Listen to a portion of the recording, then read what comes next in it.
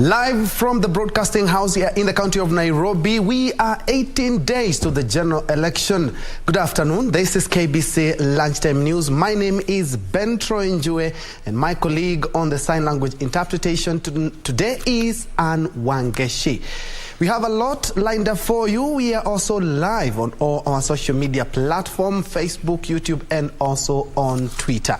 Now, straight to the news. 4 people have perished in an accident at Koita Mugul along the Narok-Bomet highway. 3 are said to have died on the spot, while 1 was pronounced dead upon arrival at the Longisa hospital. Police said the accident occurred when a 14-seater matatu carrying 10 passengers hit an oncoming lorry heading in the opposite direction. At Koita Mugul along Narok-Bomet highway, wreckage of a 14-seater matatu and lorry involved in an accident that claimed the lives of 4 people. According to Njue from Agira, the matatu driver, he lost control while swerving to avoid hitting a motorcycle that was in front. Kuna gari ilikuwa inatoka chini, sijui pikipiki mahali penye ilitokea, kaingia kwa barabara, sijui ilikuwa ina overtake. Ile hali ya kujaribu kuemba hiyo pikipiki, ile kupiga breki, gari halafu ndio kafanya nini? Ndio ikakuja kuanguka. In a report filed at the Mulot police station, 8 passengers in the matatu sustained serious injuries and were taken to both the Longisa County Referral Hospital and Tenwek Hospital. Hiyo gari ilikuwa inakuja tu na mbio. Sikuona gari zingine zikipitana nayo. Lakini sasa vile ilikuwa inakuja, kuna zingine zilikuwa zina overtake. Nayo inashika breki. Kukuja pikipiki inapita, nayo inashika breki. Yani ilikuwa ina overtake hiyo pikipiki. Lakini wakati ilienda kufika kuangukia hii, sikuona chenye kilifanya. Hata sikuona kama ziligongana. Sasa tu mimi ni kujipata tu nikiwa kugizani. Only 1 passenger escaped unhurt. Jacqueline Masharia for Lunchtime News. Now, adequate security measures have been put in place to ensure law and order is maintained in the northeastern region as political campaigns ahead of the general election approach the home stretch. Northeastern Regional Commissioner James Kianda says adequate security officers have been deployed to ensure protection of the electorate. Northeastern Regional Commissioner James Kianda, who chairs the Regional Security and Intelligence Committee, says they are on high alert during the electioneering period. We make all arrangements to ensure that election is held in an atmosphere that is peaceful, in an atmosphere that is void of any threats, in an atmosphere where every person who is out to vote is able to vote. Kianda singled out areas along the border with Somalia that have had cases of insecurity in the past following infiltration of Al-Shabaab militants. Our officers are manning all areas that are supposed to be managed quite well, and we virtually don't have any threats that we can say are interfering with peace within the region. The Northeastern Regional Commissioner assured the electorate that peace committees have been set up and are working closely with village elders, the youth and women to ensure law and order is maintained. Meanwhile, residents of Laare in Igembe North Sub-County in Meru County are living in fear after an unknown gunman shot dead a man in his house at Kieni Kiabaimula village in Igembe North Sub-County, Meru County. Caroline Ntarangui, wife to the deceased, said they were walking home with her husband, Ntarangui Kalera, at 9 p.m. when they were accosted by a man who was armed. Akakuja nyumbani kwa mlango na wakamuua, akawaambia nimpatie pesa au samba au ng'ombe lakini msiniue, na kwa hivyo wakamuua na wakaenda.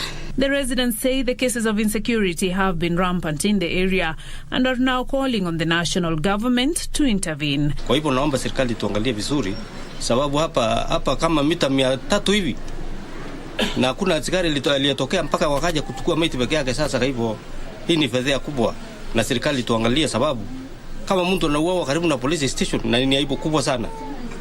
Na wale wako mbali na station watafanya nini? Beatrice Gatonyengetich, Lunchtime News.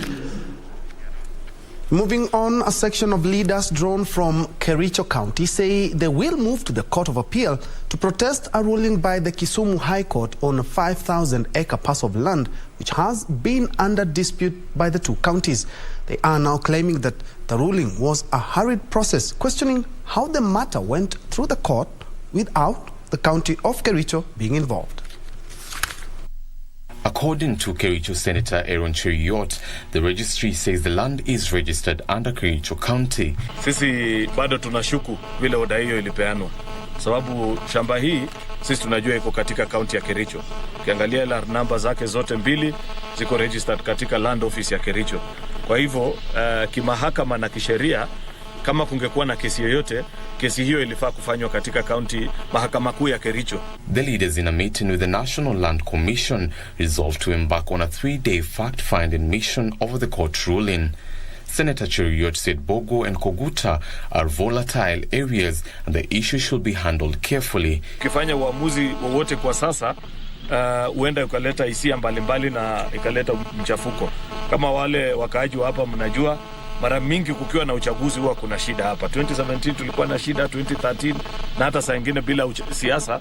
Hii ni area ambaye maneno mingi hutokea kwa sababu ya shamba. Kwa hivyo hata sisi kama viongozi tunatumai kwamba jambo hili litamaliziwa ili watu wa Kericho waweze kupata haki yao. Kericho County gubernatorial candidate Dr. Eric Mutai said the timing of the process was wrong, alleging a hidden agenda considering its proximity to the general elections. So we have requested the national chair, of which I really thank the chairman. He's a very sober guy with his team. We have talked with them and we have agreed that what they are doing today is just fact-finding mission. And then thereafter, they will be able to make a decision thereafter. Elvis Otieno for Lunchtime News. In other news, professionals in Embu County have been challenged to participate in democratic processes by carrying out civic education among residents to ensure or enable them to make informed decisions. The chairperson of the Intergovernmental Relations Technical Committee, Githinji Kiragu, said Embu professionals have a duty to tell residents the type of leaders to elect. Kwa hivyo tafadhali, watu ambao wanataka kura zetu waangaliwe kwa undani sana. Na ukiona mtu ambaye hajafanya kitu hata kwa vijiji yake, hawawezi kuonyesha kitu hii alifanya. Hawezi kuambia wewe amefanya nini katika kijiji yake. Utampatia kura kwa nini? Na kama mambo ya nchi yetu, lazima tuangalie, tuhakikishe kwamba tutakuwa na nchi. Manake hata hiyo biashara kidogo unafanya sasa, kama hakuna amani hauwezi kuifanya. Azimio coordinator Jim Jamiu said the power behind leadership and development of any nation belong to the professionals. They challenged Kenyans to look beyond political parties and vote for leaders based on their ability to deliver development promises. Na tumehimiza kila mtu kwamba akifika kwake nyumbani, yeye ni kambena mkubwa. Na kwa hivyo mtafute viongozi ambao watalinda nchi yetu, wataongoza kwa njia ya kulete amani na njia ya kulete maendeleo. For Lunchtime News, I'm Juliet Njoroge. In other news, more than 4,000 Imbirikani group ranch members from Roitoktok sub-county in Kajiado have been issued individual land title deeds. Among the beneficiaries are women and youth, a new phenomenon in the area. The ranch members have been living communally within a large expanse of land for years without any documents indicating ownership.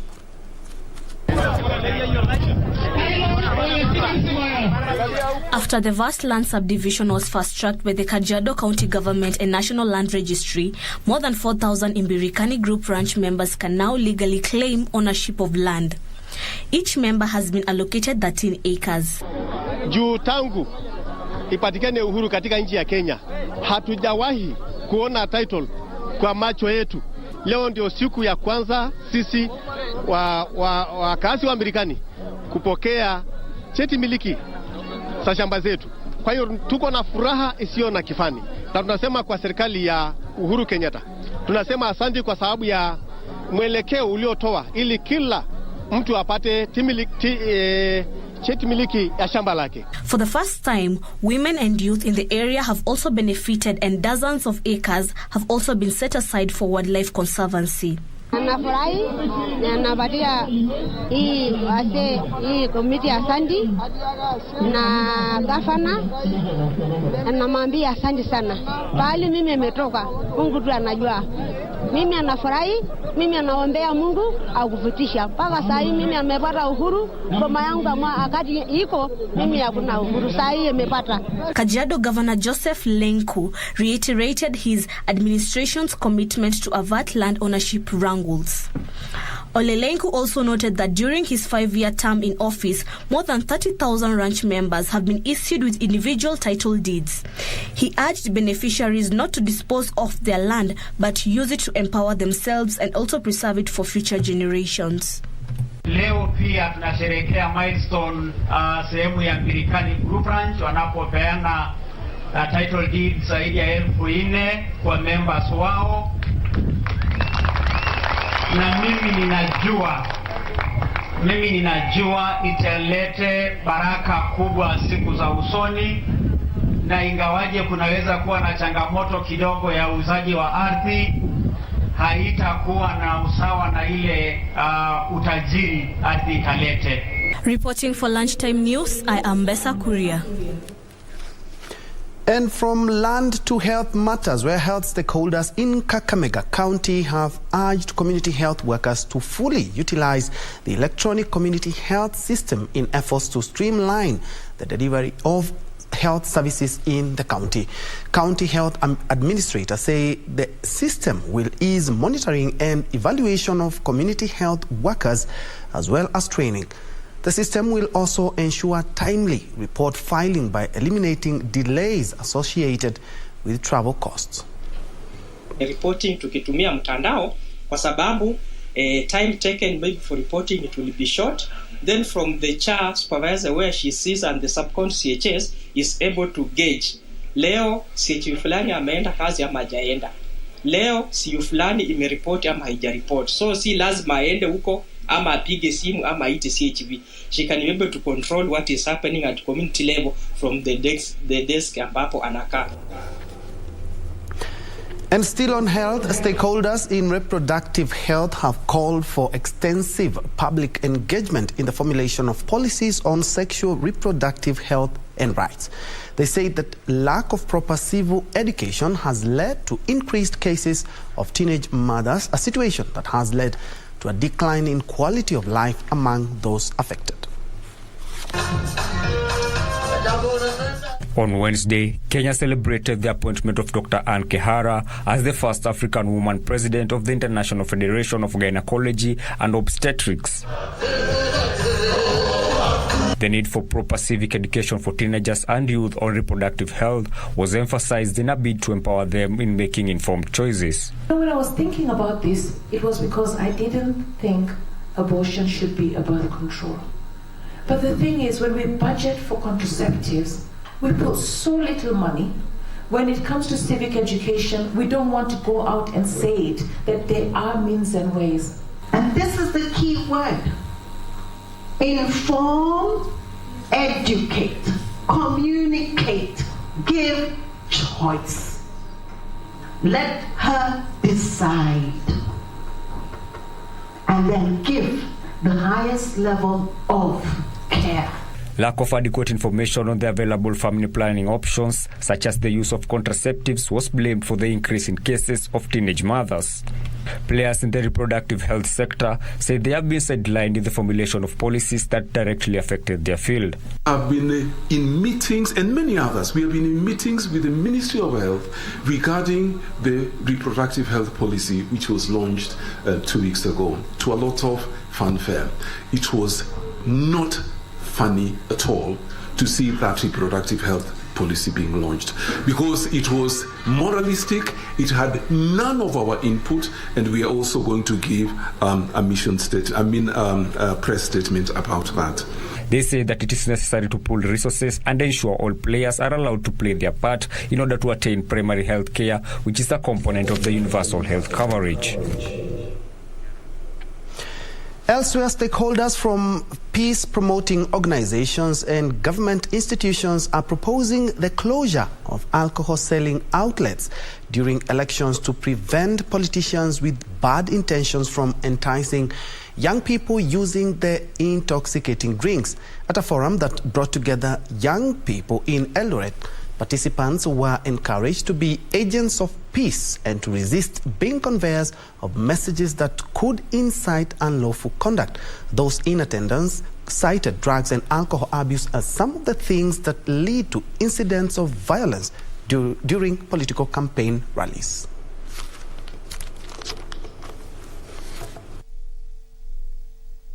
Mabaa na sehemu zote za vileo zifungwe kabla ya siku moja na baada ya siku 3 ili kuwe na amani. Na kwa nini tunasema hivi? Kwa sababu haya mambo ikiwa wamekaa katika baa na taarifa yani mshindi ametangazwa, basi vita zinaanza hapo. In the discussion, people, young people have also mentioned about Mama Pima.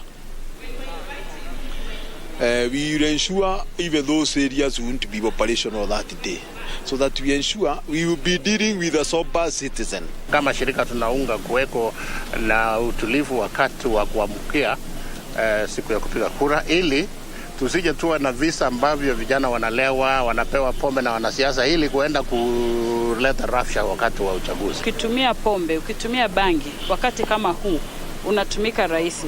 Pia wakati yenye umelewa utasahau kuamka kwenda kupiga kura. Wakati yenye umelewa ukapata blackout, ID upotea. Sasa utakuwa na hiyo ya kuweza kupiga hiyo kura yenyewe. Away from that, it's a story about how elephants who returned to the area their predecessors called home decades ago but left to escape from poachers.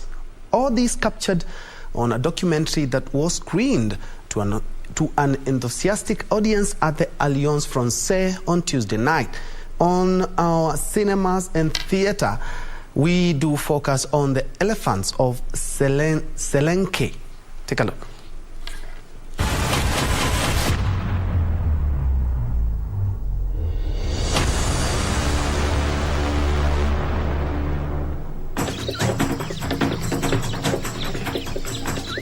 The documentary The Elephants of Selenke is based on an incident way back in 1974 at an area known as Selenke, which today falls under Kajiado County. I read this fantastic story about elephants returning to the Selenke Conservancy 20 years. We had been dealing with game watches, safaris and Porini camps before. So I got in touch with them and asked them, is this true? And they said, yeah, it's very true that after 20 years, they brought back the elephants to Selenke Conservancy. We tend to ignore the animals. Sometimes they don't exist because of human conflict. Let's appreciate that we have wildlife that we can protect. Porini Mogalwan, mkuje mfungue maji ondofu wamejaa kwa lango. Maja, tunakuja kukurudisha generator. The 55-minute documentary had its up and down during its production, but how was it like putting it together? So people are using massive lens so that they can get to the elephants, because the more you go closer, you might agitate them, you might get them, agitated. So you want to be as far as possible, but also with the most expensive, not really expensive, but the best lenses to bring the elephants to you. And now it's the job of the sound designer to bring this flat sort of moving picture into life by giving these elephants footsteps, giving these elephants sounds, and just bringing the ambience into life.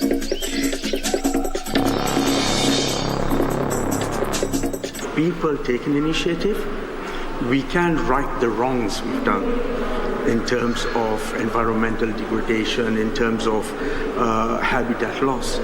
And that's exactly what Game Watchers and Selenke Conservancy have done. I hope that nationally, internationally, and even within the continent, we start realizing what unique stories Africa has, and, our own people tell these stories before others. Today, along with the elephants, a rich variety of wildlife calls Selenke Conservancy home. Faisal Malik, the director, noted that the documentary has a conservation angle to it. From proceeds of the sales, we're giving back to the Selenke Conservancy that runs the Adopt an Acre program, whereby they need $35 an acre per year to keep the conservancy open. So besides the documentary, we have a beautiful coffee table book celebrating the elephants of Selenke that we will be selling.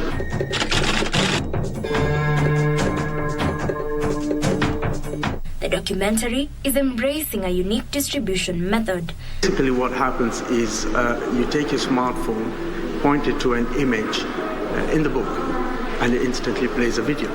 So that's again a form of distribution, of your content, showing your content on a different platform besides just screen.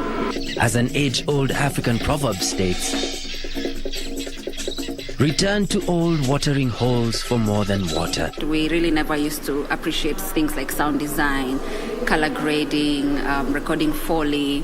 These are things that we have embraced now. I can say we still have a journey to go, but we've really been doing well over the years. Let's come up, let's do our own stories. Let's not wait for people from outside to come and do our story. Having created this safe haven for wildlife and habitat, the elephants now are in plenty and freely roaming the 14,000 acres leased from the Selenke Group Ranch. Jacqueline Masharia for Cinemas and Theatre.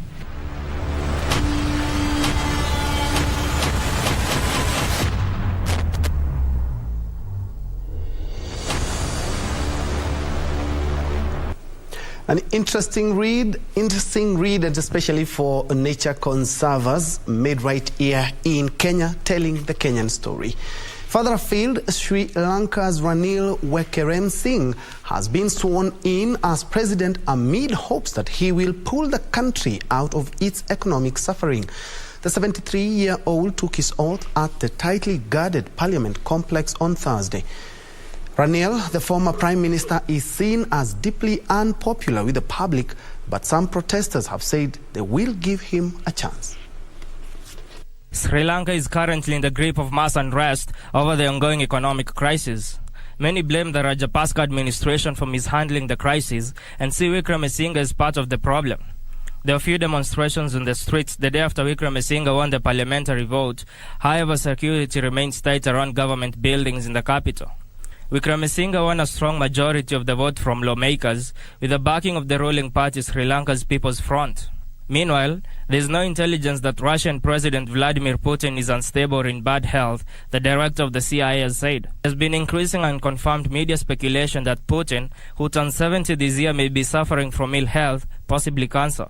William Burns said there was no evidence to suggest this, joking that Putin appeared too healthy. His comments came as the US announced it would provide Ukraine with more long-range weapons in its fight against Russia. In the UK, the two candidates in the Conservative leadership race are setting out their pitches to the party members who will choose Boris Johnson's successor. Rishi Sunak and Liz Truss topped the final ballot of MPs on Wednesday.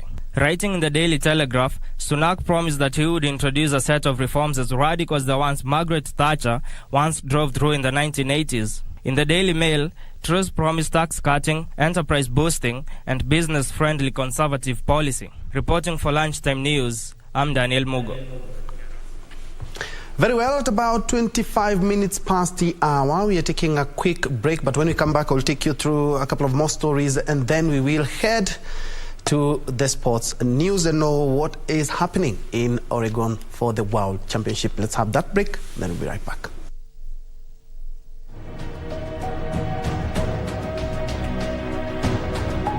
Specifically here in Hola and Bura, we intend to move the intake from where we are pumping water at the moment to the Bura Bridge, where we will get the water on gravity to Hola. We intend to move the intake from where it is now for Bura to a place called Korakora, which is about 67 kilometers from where we are, in order to get water through gravity to the farms. That will assist in two ways. It will make sure that we reduce the costs of getting water to the farms, and secondly, we will expand more acreage.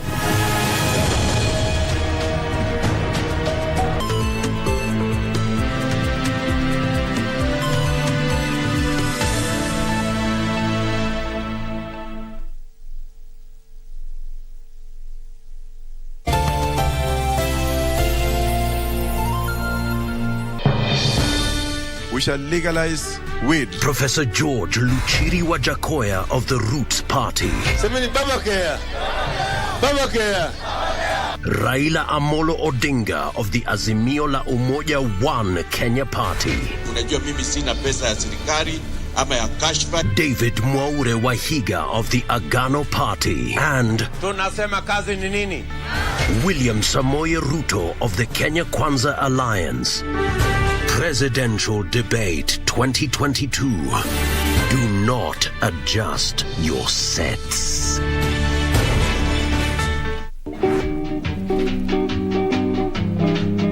Umefanya course gani? I'm a computer engineer.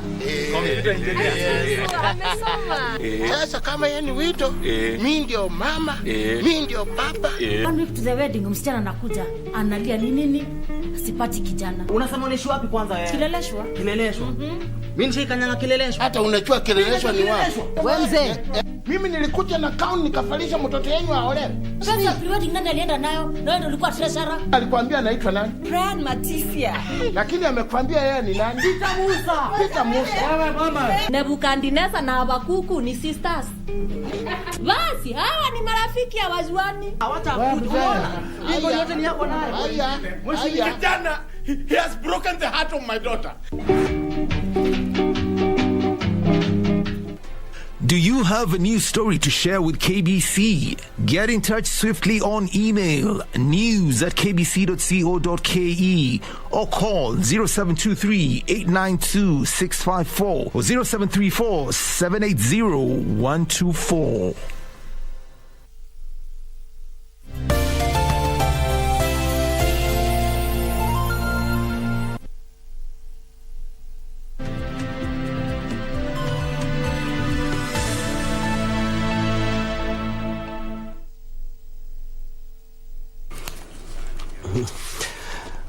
Welcome back. Thanks for keeping it KBC. Let's move on. Chiefs drawn from all the 6 sub-counties in Kericho County have refuted reports categorizing the county as a hotspot zone. The chiefs insist that adequate measures have been put in place to ensure that peace prevails in the cosmopolitan county during the general election. Meanwhile, a section of politicians in Njue constituency of Mombasa County is calling for speedy investigations into the attacks by rowdy youth on parliamentary candidates in the area. A section of politicians in Njue constituency of Mombasa County wants action taken against instigators of violence in the region. The leaders allege that rowdy youth have been invading political rallies and attacking attendees. Speaking at Bangladesh grounds after a peaceful walk from Mikindani, the leaders called for speedy investigations into the political chaos. Na sisi hatutaki 2022 iwe kama 2017 ambao kura ziliibiwa wazi, watu wanapigwa na tear gas wakielekea kule. In Siaya County, a section of religious leaders from Ugenya constituency has urged Kenyans to maintain peace before, during and after elections. We want to appeal to all Kenyans to carry out peaceful campaigns and elections, and let peace prevail even after the elections, because Kenya is one large community. They spoke even as leaders from Kilifi County advocated for the need to have a political party that represents the interests of the residents of the region. Sisi tulikuwa na maendeleo ya haraka sana tulipokuwa na chama chetu cha KADU. Ni wakati wa chama cha KADU peke yake ambapo tulikuwa na uharaka wa maendeleo. Leo hii maendeleo hayo yote yamefifia kwa sababu hatuna sauti yetu.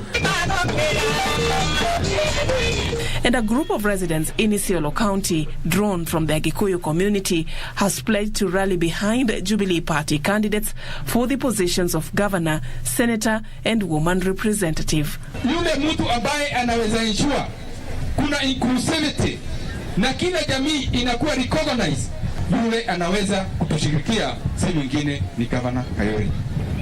Leaders from the region warned other leaders against propagating tribal politics for their own selfish gains. Sisi watu ya Isiolo County hatutaki ukabila kabisa. Sisi watu ya Isiolo County tunataka maendeleo.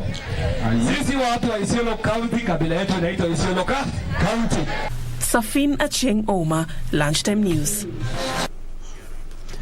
And away from politics, the National Council of Churches of Kenya and St. Paul University have signed a memorandum of understanding to help reduce cases of indiscipline in schools.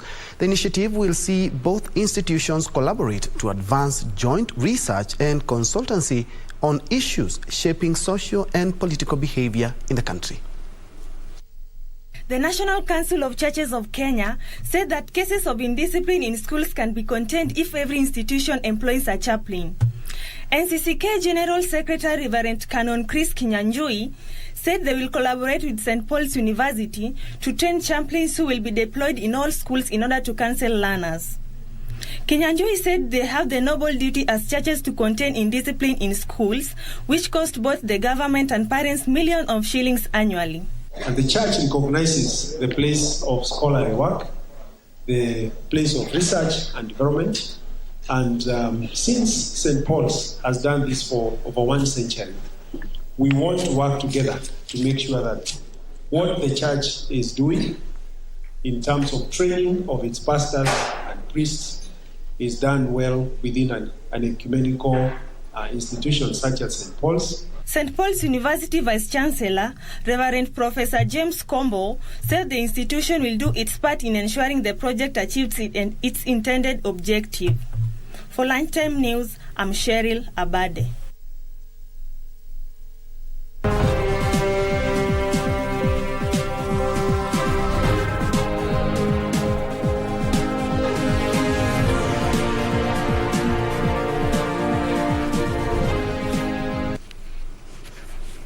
Now, some retailers have complied with the government's directive to reduce the price of maize flour to 100 shillings for a 2-kilogram packet, while others who say they are yet to access the cheaper flour are yet to effect the price changes. Our reporter Regina Manyara now samples what our team found out. Take a look.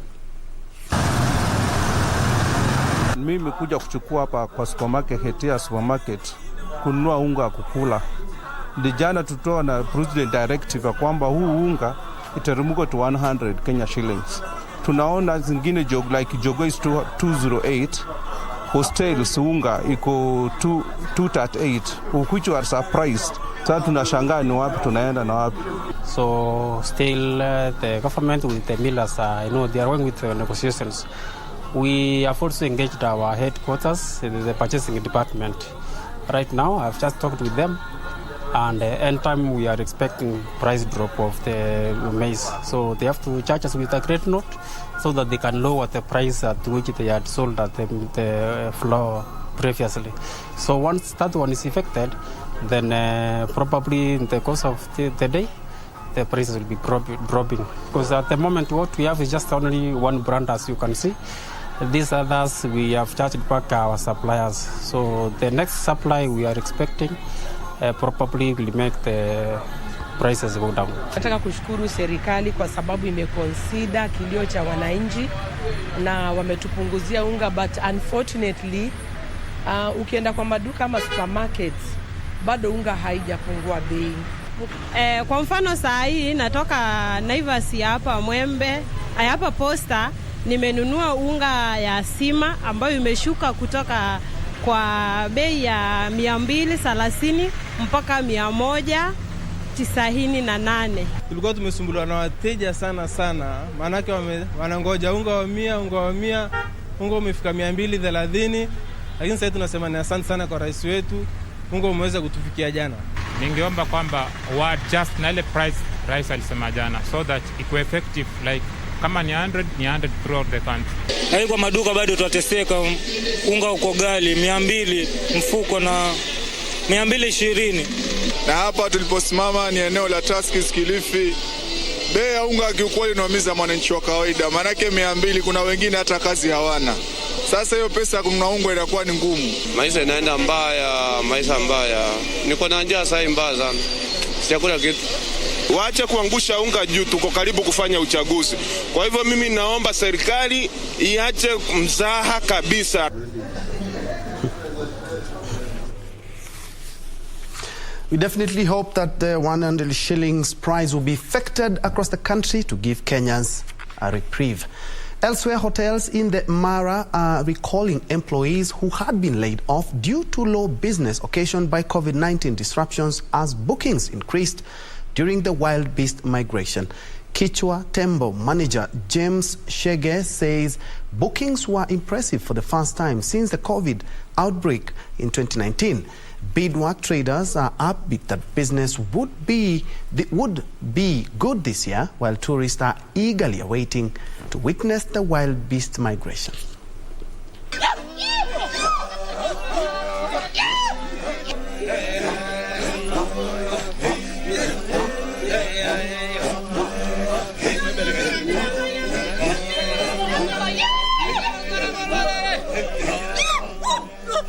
It has always been my dream to come to Kenya. I've heard amazing things about this beautiful country, and I am not disappointed by any means. The Great Migration. The number of tourists coming to the Mara this year has grown up as compared to the last 2 years that saw the effect of the COVID-19 pandemic.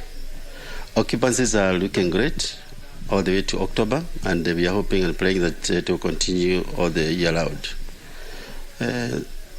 This has resulted to most of the lodges and camps that had retrenched or reduced their number of staffs to add more, as now the demand for more workmanship is required in order for them to deliver quality service to our guests.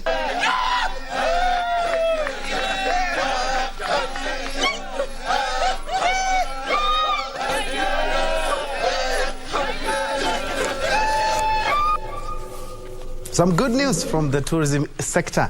Elsewhere, steel consumption is an indicator of the level of development in the country. In Kenya, manufacturers have had to deal with either a global shortage of the raw material despite a local increase in demand, or a 30% hike in the price of raw materials within the last year. Now, our reporter Hibak Said delves into the cold and grey uncertainty of the sector. The lonely clang of metal on metal in an emptying factory. It is the end of a working day here at the Mabati Rolling Mills in Athi River, Machakos County. The operators down their tools, taming the roaring machines, grateful for its service despite the looming worries of yet another operational slowdown. The machines are available, the manpower very much ready, and people are ready to produce. However, are global trends coming in the way of maximum production, especially in the manufacturing sector? It has been months since the last wage freeze at this bustling industry that lasted for a year, when the company had to grapple with a shortage in raw materials and later a drastic hike in its prices once it was availed. In this up and down, we have material of different prices with us. So we have to be really careful how to price our product in the market, because we cannot be seen as increasing prices and then decreasing prices, because that's not good for the consumer. We have learned from the past. When we have done that, our performance has got affected. Mehra says the sector has had to deal with unsteady supply of raw materials, highlighted by forward buying by firms in some countries. If we have higher price material, we take a hit in our profits. But the important thing is that availability of the material at our distributors and for the consumer, that should go uninterrupted.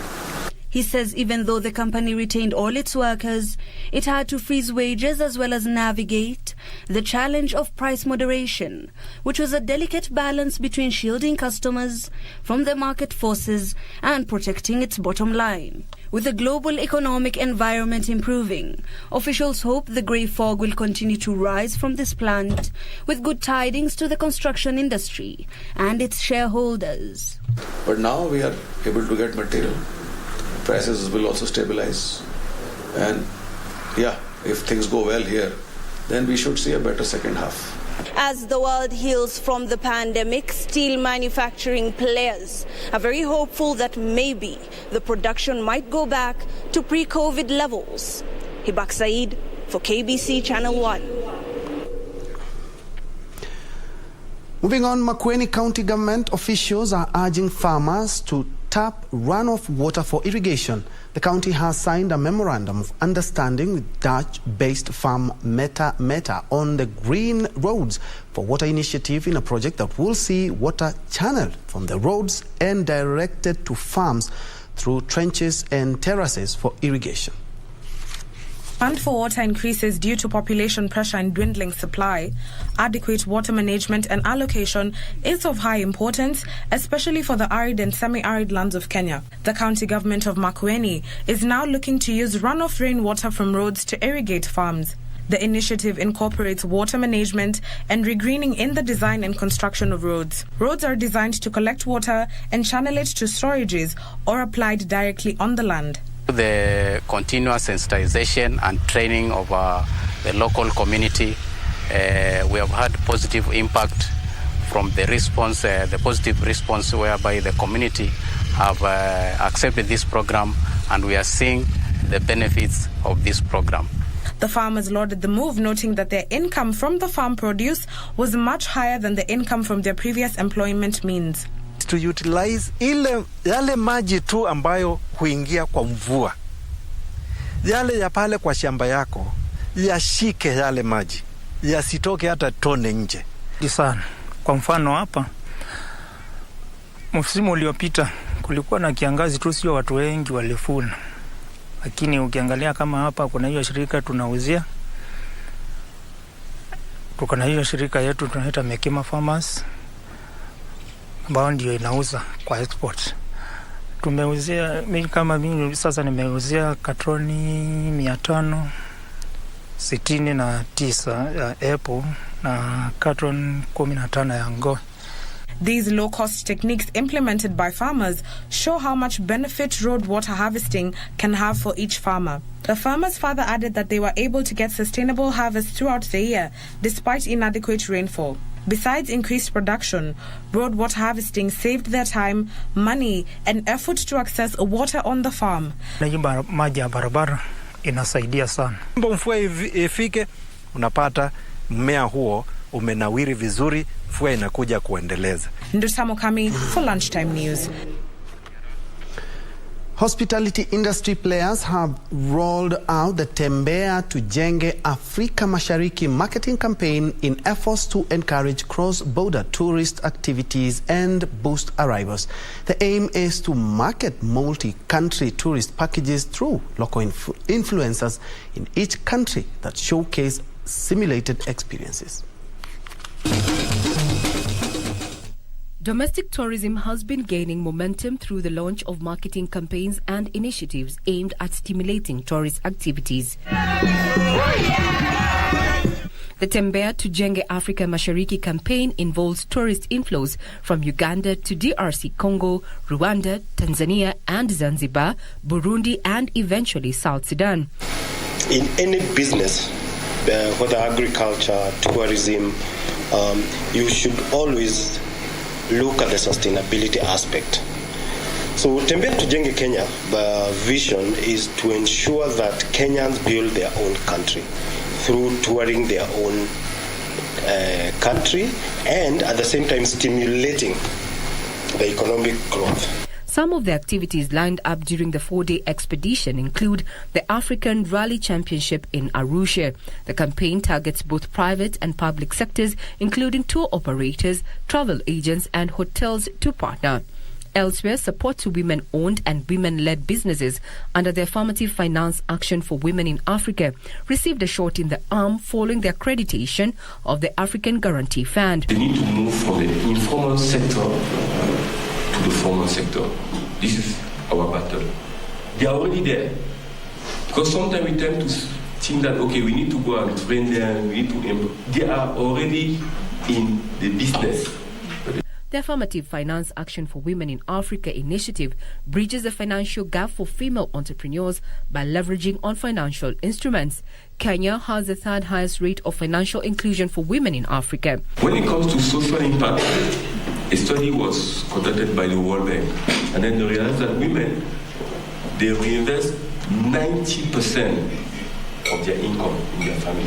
The African Guarantee Fund mitigates the risk of borrowers by offering up to 75% of cover or the risk for financial institutions lending to women, offering advisory services as well as engaging key stakeholders to address barriers impeding the success of female-owned and female-led businesses. Regina Manyara reporting for Lunchtime News. And across borders, Zambia's creditors are expected to commit to debt relief needed to unlock $1.4 billion from the IMF as the country and its lenders seek to end a drawn-out restructuring process.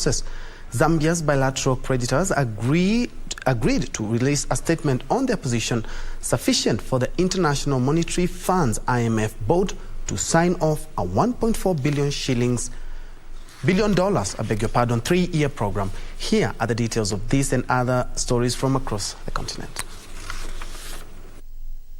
In 2020, Zambia became the first African country to default on its debt in the pandemic era, struggling with external debts that reached $17.27 billion at the end of last year. Zambia reached a staff-level agreement with the IMF on the $1.4 billion extended credit facility in December, but will not get the money until it agrees with its creditors to reduce the debt to sustainable levels. The first creditor meeting was held in June after Zambia's government complained of delays to the restructuring, which is taking place under the Common Framework, a debt relief process launched in 2020 by the group of 20 major economies that is yet to show results. Meanwhile, Africa 50, an infrastructure investment offshoot of the African Development Bank, said African countries need to leverage more private funds to meet infrastructure financing needs to be estimated at between $68 billion and $100 billion annually. Leveraging more private capital to finance infrastructure projects as part of public-private partnership would help free public funds for projects shunned by the private sector. Since 2013, China has been the top foreign investor in Africa, unrolling billions of dollars on the continent's infrastructure. The U.S. Trade and Development Agency had planned a $26 million last year to fund feasibility study of an African investment project with potential to generate $17 billion in financing. Finally, bakers in Nigeria are turning off their ovens at midnight in a row over the rising cost of wheat and other products like diesel that are having an impact on their profits. Members of the Bakers Union are now demanding government subsidies, suggesting that the government should stop charging a 15% tax on imported wheat, the price which has already shot up this year because of the war in Ukraine. The price of diesel used for generators to power ovens in bakeries because of the country's poor electricity supply has also gone up. The striking union also wants the government to set up a reasonable fee for renewing operating license. Terry Njenga, Lunchtime News.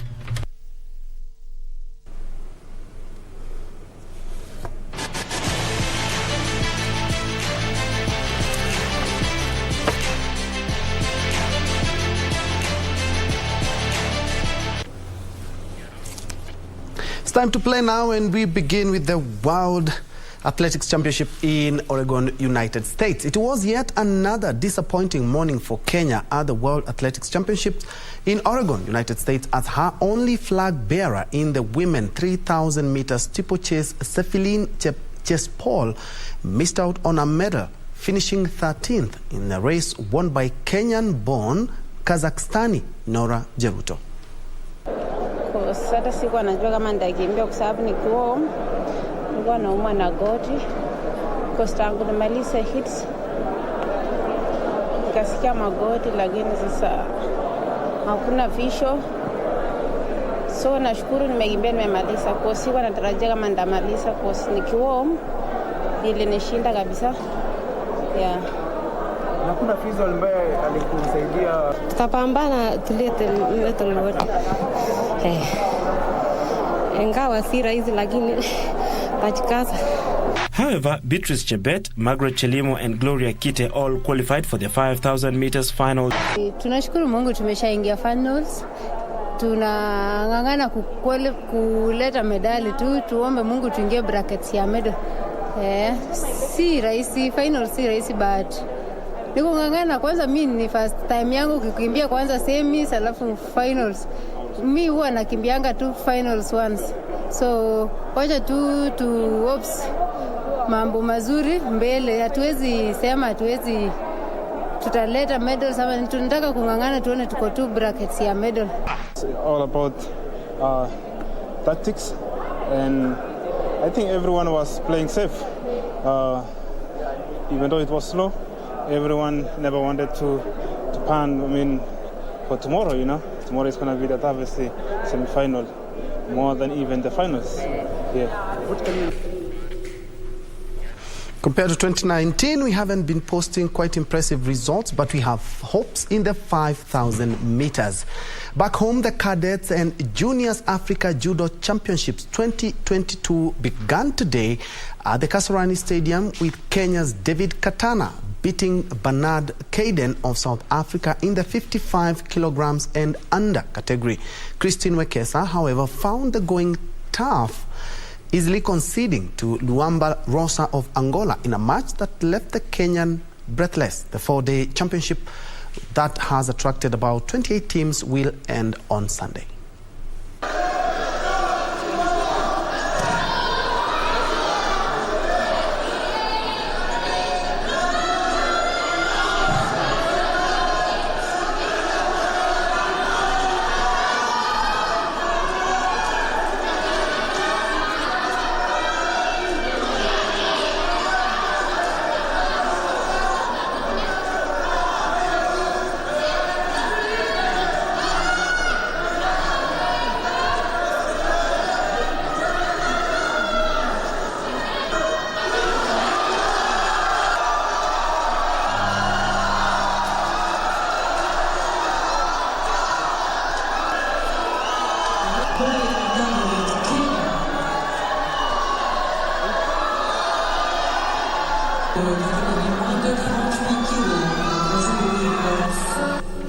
Further afield, former world #1 Venus Williams will make her singles comeback after being awarded a wild card for next month's WTA 1000 tournament in Toronto, Canada. Williams has not played in a singles tournament for nearly a year, but she will join her sister Serena in the main draw for the National Bank Open. The 42-year-old last played a singles match at the Chicago Women's Open in August of 2021, where she was beaten in the first round by Siu Wei. Meanwhile, 23-time Grand Slam singles champion Serena continues her comeback after playing in her first singles tournament for a year at Wimbledon.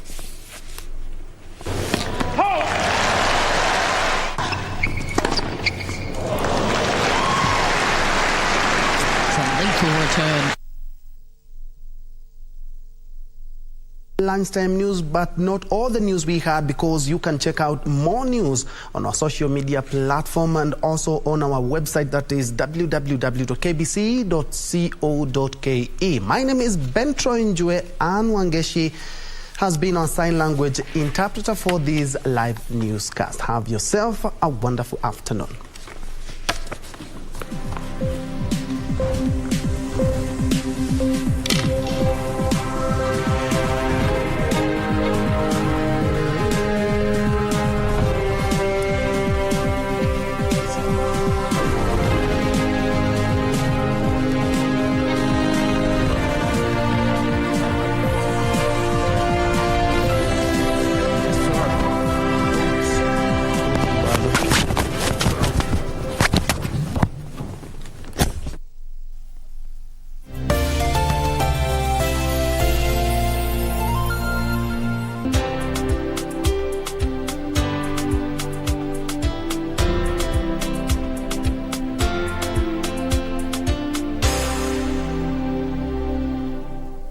Time again. The city of Rabat hosts the returning glitz and glamour of the CAF Awards ceremony. You can enjoy the best of Africa from the comfort of your couch. Catch all the superstars and dazzling dignitaries celebrating the continent's finest footballers. Shot on goal! Oh, it's a sensational strike! A remarkable start, a sensational start! Unbelievable goal! Aladou makes the save. Now a chance for the header and the goal! Would you believe this? Senegal are African champions! come out on top at the most prestigious football awards ceremony in Africa. We need numbers. And I'm sure Dad is not supposed to find out about this. No, not in this life. How would you like coming to work here at Njue? Is Kathy in agreement with all of this? I'm not answerable to her. Why don't you want the same thing as your mother? How do I trust you? I'll help you the board members. How? I'll call them one by one. I may want to hire your cousin. Wewe nakutambua. Baadaye. Juu hasa umepata hiyo kazi, utanipatia 20%. Kio hii usisemage mimi huwa sikujegi. Wewe usifanye nikuwe tena wewe. Mimi nimepataka nikitaka kutoka ni sherehe kazi. Must he be here? Alafu utaniachia mlango, mimi nitafunga after meeting.